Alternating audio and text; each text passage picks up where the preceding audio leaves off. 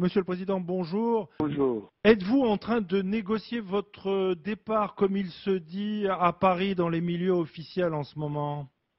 Oui, j'ai appris que ça se dit à Paris, mais on n'est pas encore à ce stade-là. On n'est pas au stade de négociation.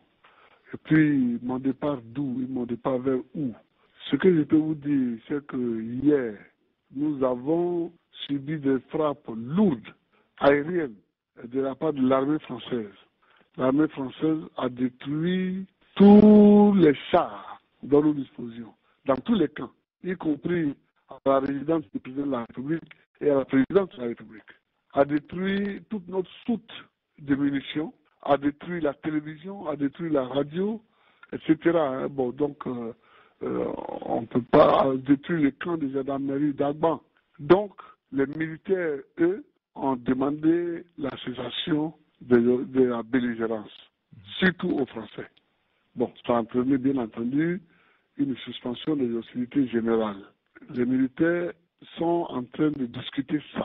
Après cela, je souhaite que les civils, les politiques prennent le relais et discutent de la sortie de crise. À ce moment-là, oui, on pourra me poser des questions, mais pour le moment, ce n'est pas le cas. Mais dans le cadre d'éventuelles négociations, à ce moment-là, que demanderiez-vous, vous, Monsieur le Président? Moi, je ne demande rien.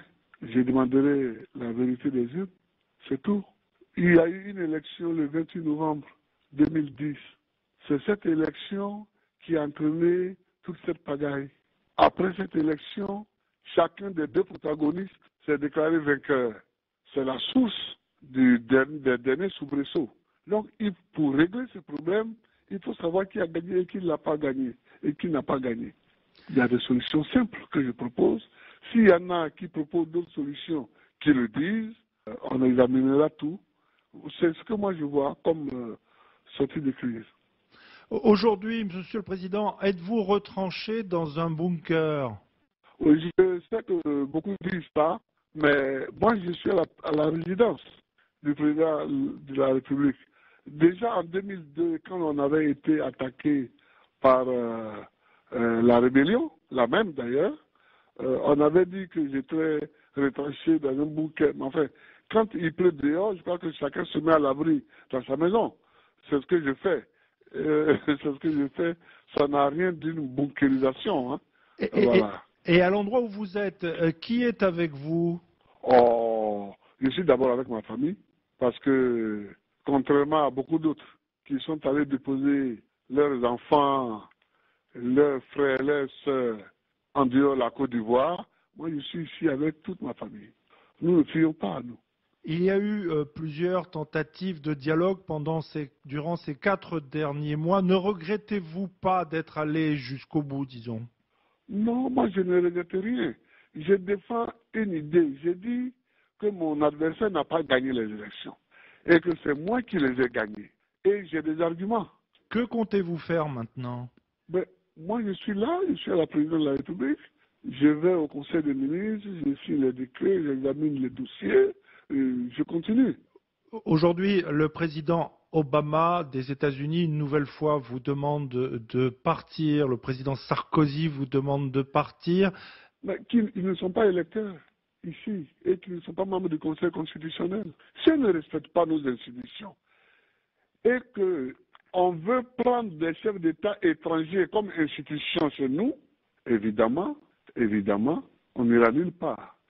Si on ne veut pas respecter les institutions et qu'on veut compter sur les frappes aériennes faites avec des armées étrangères dans nos pays pour être président, évidemment, on n'ira nulle part. Parce qu'aujourd'hui, un tel appelle l'aviation française.